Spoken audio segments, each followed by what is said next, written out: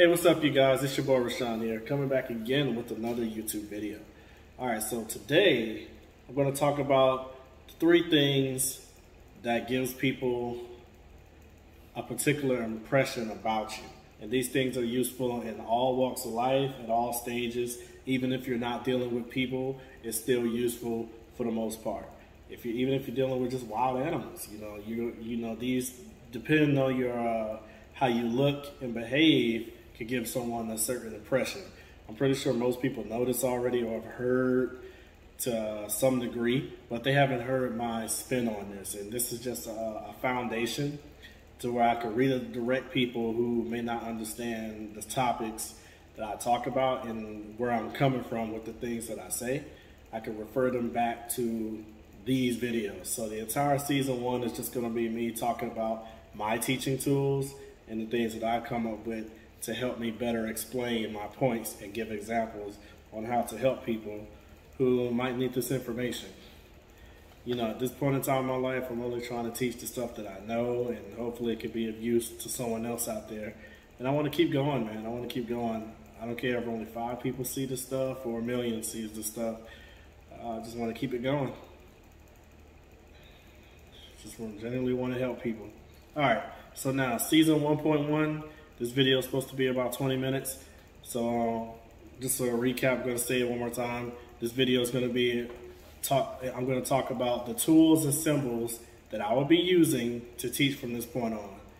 So I like to use video game references, and I also like to use anime references because I like video games and I like anime, and I try to make references from video games to real life to help other people who may be video game fans and anime fans to understand what I'm talking about. Or, I'll try to keep it more mainstream on these certain video games and stuff like that. But for those people who don't play games and who don't do stuff, I'll try to find other ways to get my point across to you. I'll try to do some research, or I'll try to just be practical, and how in my delivery and all this stuff. But for this video, I'm only going to be doing, I'm going to do a video game reference.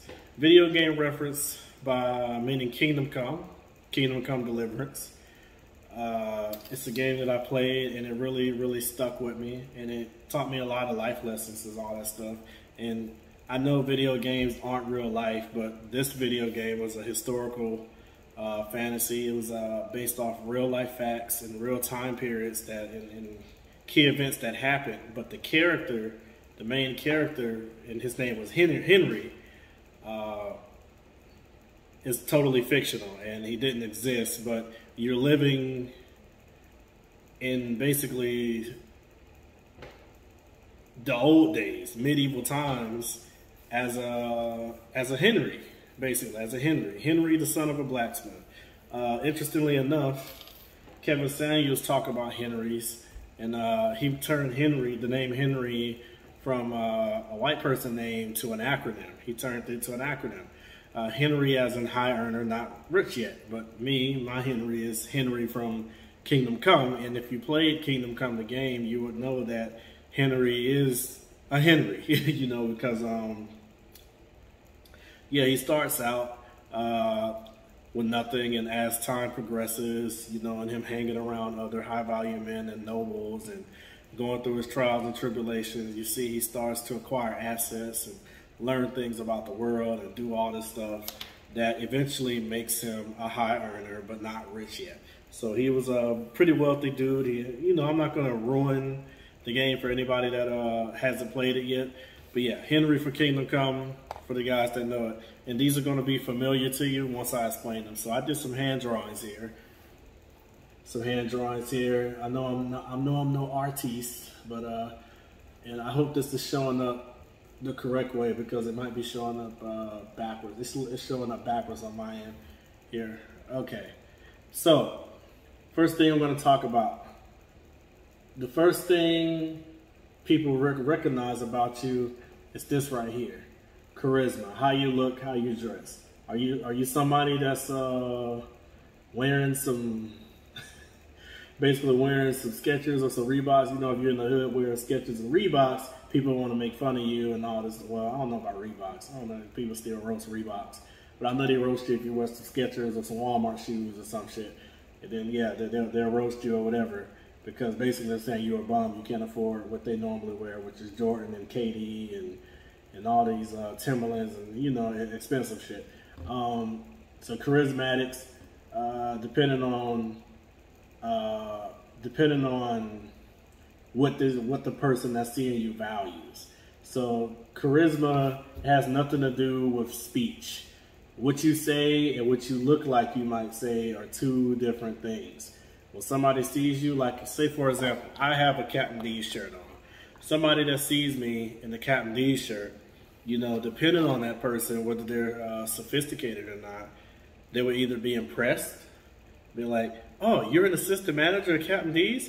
Yes, I'm an assistant manager at Captain D's. And then some people will be, you know, that person will be happy, you know, happy for me, and or might be impressed or might have some newfound respect for me that they wouldn't have had before had I not been associated with a faction.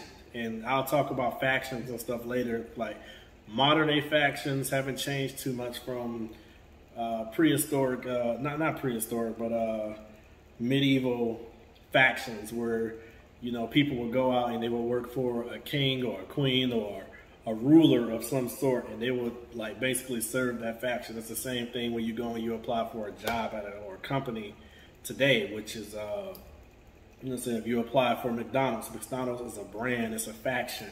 They have their own set of rules and they have their own set of benefits and stuff like that. Versus if you was to go work at Little Caesars is its own faction. You know, they deal with pizza, not hamburgers. Wait, pause. Sorry, Robert Kiyosaki. Forgot to say that. McDonald's does not deal in the hamburger business. They deal in real estate, not hamburgers. But most people would think that. But McDonald's deals in real estate, and Little Caesars deals with pizza. So it's two different ball games, but they all have their own benefits and all that stuff. So yeah, going on with that. So charisma is how you look. You know, if I had a diamond chain on, a necklace, and I rode around in the Lamborghini, and I had a mansion, and I had a whole bunch of basically rich person stuff. If I look like nobility, if I look like a wealthy person, I'd attract all the girls. I wouldn't, you know, I could have no communication skills. I could have no intimidation. This says intimidation right here, but this is something else. I could have no, you know, people would fear me because they know I have status, and they'll watch what the hell they say because they believe I have this and this, but really it's just jewels and all this, you know. So yeah, that's pretty much what it is. That's the crazy thing about this. It's basically you letting your money talk for you. You letting your status talk for you. So I know some people, instead of explaining themselves, they'll say, yeah, you say this about me, but I got $10 million cash, or I'm driving off in the black coupe, can't see the haters or whatever, so on and so forth. You know, they might basically hide behind their money versus defend themselves as a person, or have an actual comeback that can intellectually defeat that person. So charisma is not speech, but speech and charisma, they go hand in hand. So it's a big thing. It's a big thing between those two, although they're not the same. All right, so I actually started with charisma first. So the first thing you do when you approach anyone, they're going to see how you look. If you're going for a job interview and you got all kind of tattoos and you looking crazy and all this stuff, mismatched shoes, all these different colors and extra long stuff, extra long nails or unclean nails, or, you know, saying, or you stinking or whatever, you know, saying they're not going to hire you, you know, based on how you look. You don't look like you look like you need help, not just a job help, you know, like you look, you're going to bring the business down. You don't look like an asset to this business or this company. So, you know, when people see you and be like, oh, you're a hood dude, you like, you might steal something out there, you know what I'm saying? Or whatever, you know what I'm saying? Like, you might steal the wire out of a wall, or go get your homeboys to go set a hit up on the store or whatever. And then you got somebody who just look like junkies and be like, yo, we can't hire you here. You know what I'm saying? You're going to eat up all the food out the Captain D's. So shit, you're going to eat up more inventory than we're going to sell. So we don't want to hire you, you know what I'm saying, based off how you look. You know what I'm saying? So if you came in there looking, dressing the part, You know what I'm saying? You got to dress the part. If you look like something, that's going to get you in the door. That's going to calm people down. You know what I'm saying? That's going to open people up to you if you look like something that they will accept. So that's charisma. Charisma. That's what charisma is. So if you ever played Kingdom Come, depending on how you dress, it has a certain level of conspicuousness. And I'll talk about that later. But you know, basically, long story short, conspicuousness is if someone would look at you twice, and that's real shit. Like, you know what I'm saying? If you're chilling outside, let's say you're chilling outside in front of a liquor store or something, and you know what I'm saying, you got a hoodie on and it's dark. It's 2 a.m. You know what I'm saying? The cop rides by. Hey, the liquor store's closed. There's just some dark figure there. He's just chilling there with a hoodie on. Looks suspicious, you know. He's going to look, and then he's going to double look again. Like, what the hell are you doing over there? Store's closed. You look real suspicious over there doing that. So he's going to go check it out versus, you know, if the store was open, it was broad daylight, you know what I'm saying, and he had the hoodie on and it was cold outside, you know what I'm saying, they'll understand, be like, yeah, it is chilly outside. I can see why he got the hoodie. You know, it's daylight and, you know, it's broad day. And, you know, he wouldn't look again. So it's the same outfit, but different scenarios and different groups. So, and he could be a drug dealer in both situations selling packs. But, you know what I'm saying, it's the conspicuousness what makes people want to approach you or not. It's the level of, just another example of conspicuousness. And basically, you go in the police department and you want to, you go into the police department and you want to basically convince them that you're a police officer. You have to dress in police uniform with the real badge and all this stuff. You know what I'm saying? If you want to convince people you're a firefighter, you got to have a real firefighter uniform. You got to dress for success. You got to dress the part. I'm pretty sure y'all heard that a lot growing up, but just an emphasis on that. So I know I went in for a long time on charisma, but it's really that important. How you look and how you dress could take you a long way. And that's why Kevin Samuels is an image consultant, because he knows that charisma is what gets you through the door. Now, once you get through the door, these two come into play. These two come into play. What you say and what you do can determine how far you go. So basically, you walk up to a girl, right? I'm just using a woman in this situation just because, you know, that's what's hot right now. A lot of people want to talk about high value men and women and all that stuff. It's a great subject and it's true. It's all that stuff, so on and so forth, you know, in the red pill stuff. But so let's say a woman looks at you and say, okay, he doesn't look too bad. He doesn't look like a bum. Okay, he's not bad. Whatever he approached me. Okay, all right, I'll entertain it for a little bit. You know, so whatever. Let's say you dress and your conspicuousness level is similar to hers. So it's like, okay, cool. So now you go into speech. What comes out of your mouth will determine whether or not this girl will want to see you again or continue doing further relations or anything, or just curb you whatsoever. So what you say, also what you say in an interview too, to your boss if you're applying for a job, and well, your soon-to-be boss or your possible boss, if you're in a job and you're over here complaining, you know, you're not complaining, but you're over here talking about speech, you know, you're talking and you're saying these things, and you say the wrong thing, my guy, you could be disqualified 2, 3, 4 minutes ago, and you wouldn't even know it, and they'll just play you along and string you along, and, you know, next thing you know, they'll say you know, all right, well, we had a good time, knowing in the back of their head, knowing they didn't have a good time, or whatever, and then as soon as you got them, get up and go, they never hit you back, never call you back. You know, so you never hear from them again, or they say, we'll call you. If an employer ever says they'll call you, you know what I'm saying, and it's not a crisis, chances are they're not gonna call you back. So don't depend on that. Excuse me. All right, next thing, intimidation. Oh, I'm sorry. Let me go back up to speech. Let me read that speech again. So speech, one more time. Speech determines the character's rhetorical skill and eloquence. By the character, that means your person, your character. You know, okay. The more a Henry, hiring a not rich yet, or Henry from Kingdom Come, talks to people, the more eloquent he or she becomes. Becoming a better speaker means you can avoid conflicts before they even start, and your haggling is more efficient, and you can benefit from opportunities that you wouldn't have had without resources. So basically, I've seen many instances of this, especially with men talking to women, to where men, they create a lot of upfront value. It's called cap and flexing and all this stuff, to where people get an income tax, like AMS, for example. AMS was saying he got some booty from a girl by using his tax return money, even though he didn't really have no money. And he put some gold and teeth in his mouth, and, you know, went and bought a chain and stuff with his income tax, and got some shoes or whatever. Excuse me. And the girl that never would have given him a chance before, gave him a chance because his charisma went up.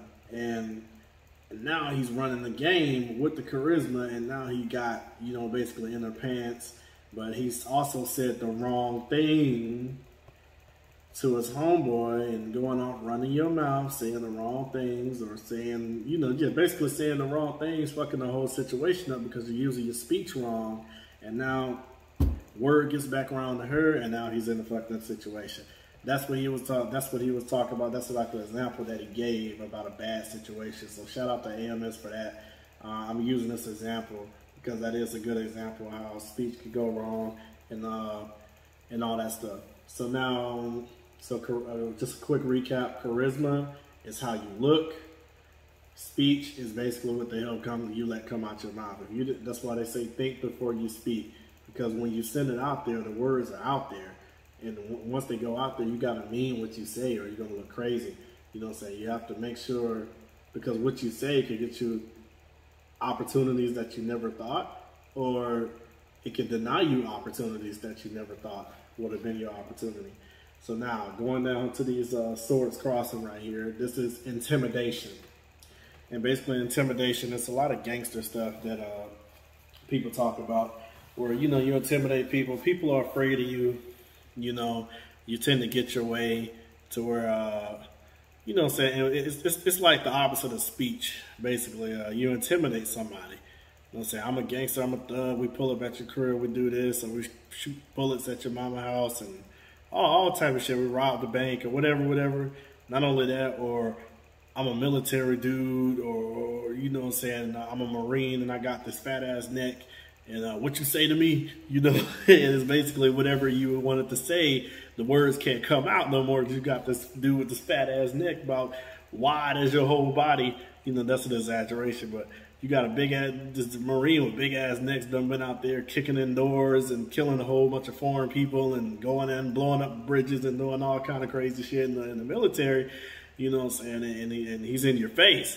You know what I'm saying? So it's like, holy shit. You know what? I'll hold my thought. I ain't say shit, even though a few seconds ago you was saying shit and you thinking shit.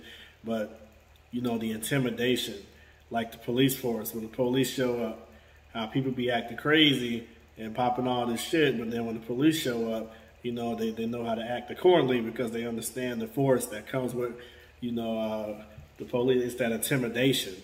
And it's the timid with people, you know, basically if you dress a certain way and people are convinced, and it's convincing that you'll fuck somebody up. Basically, if I had let's say I went and, you know, for example, not even a hypothetical. I notice I get a lot more respect when I have my pistol on my hip because I have a weapons carrying license and all this stuff. And I know people try you or they crack jokes and stuff when you don't have your pistol or whatever, and they try you or whatever. And then sometimes, you know, for the most part, get treated like a regular person. But when stuff goes down, you know what I'm saying, and it's a confrontation or whatever, you know what I'm saying, you know, people, they feel a little bit more froggy and they want to jump or whatever. Or they feel like they want to disrespect you more. But if I had a pistol on my hip, and it's not like I'm threatening to use it or nothing. It's just that it's being there and it's visible. I notice that I have a lot less run-ins with people. And if we do have a run-in, you know, they try their best to fix it. You know what I'm saying? And be understanding. And, you know, it's like people respect them bullets, man, because a bullet don't care what it hit. Once it leaves that gun, that's it. You know, it don't matter what caliber it is. Don't nobody want to get shot, you know, by nothing. So it's the threat of being shot, although, you know, go out looking to shoot people. You know what I'm saying? Still, it's just that threat of being shot. They see that show of force. It's like intimidating. So I would normally get my way without, you know what I'm saying, even though I'm not a manipulator or anything like that.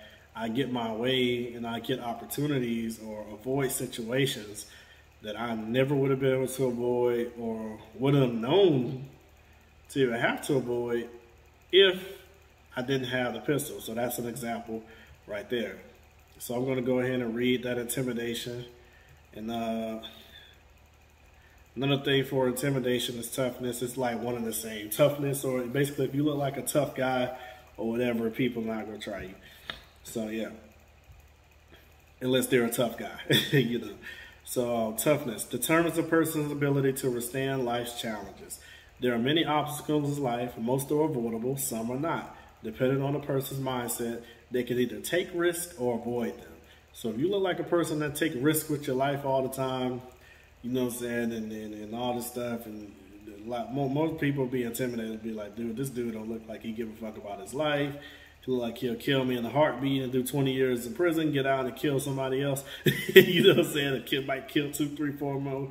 You know what I'm saying? Be like, fuck that shit or whatever. So there's that toughness, or anybody that's talk about war stories or anything like that.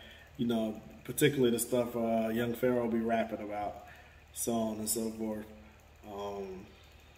Yeah, the stuff he be rapping about, although he raps about it a different way, still it's that toughness mindset. You know, so basically what you gonna do to somebody or whatever. So yeah, that's all I wanted to cover today, guys. So I'm gonna do just one more recap. I know I've been recapping. Let me do one more recap, just one more, just so I can drive it home. So, speech. Kingdom Come, speech determines the character's rhetorical skill and eloquence. The more Henry, iron and not rich yet, Henry from Kingdom Come, talks to the people, the more eloquent he or she becomes. Becoming a better speaker means you can avoid conflicts before they even start. Your haggling is more efficient, and you can benefit from opportunities that you wouldn't have had without resources. Charisma. Charisma is a measure of how well you can impress people. Fast talk will only get you so far. Fast talk, right here, will only get you so far. Fancy clothes, resources, and ornaments that can give you that extra bit of stature that you need. So if you talk like one, walk like one, they're going to think you are one. So basically, if you talk about that life, look like you about that life, they're going to believe that you're about that life. Like, that's what he actually is. So all three of these stats complement one another. Toughness determines a person's ability to withstand life challenges. There are many obstacles in life. Most are avoidable, some are not. Depending on the person's mindset, they can either take risks or avoid them. So I just read my 3 definitions that I wrote down one more time. And each one is very important. So you can have you can master 2 out of the 3, but it's very difficult to master all 3. You know, but you can use one or the other to get to this. You can use speech and intimidation to get your charisma, or you can use your charisma and your intimidation to get your speech, basically, or you can use speech and charisma to get your intimidation. Basically, you can work it, and then I'm going to go and do an advanced video after this. I'm not sure when I'm going to post it, but it's going to come up. So I got another video that I want to do going in further into these. I want to talk about the subcategories and what these mean. So like right now, I was talking about the looks and impressions. So when people first see you, how these affect it. Now I want to go into after people see you, the second impression, when people are dealing with you and they start to see what you're really about. They're starting to see if you really have substance and what's going on. I'm going to break it down. So after your first impression, you have your second impression. Excuse me, y'all. I'm really tired. I just got in doing a 9-hour, 10-hour shift at Captain D's.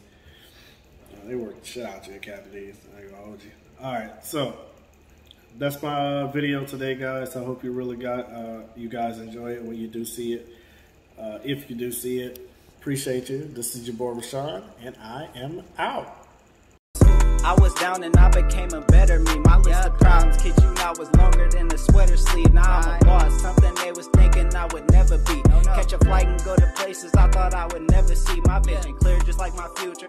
Flex like I got super strength. Thought I always knew the way till I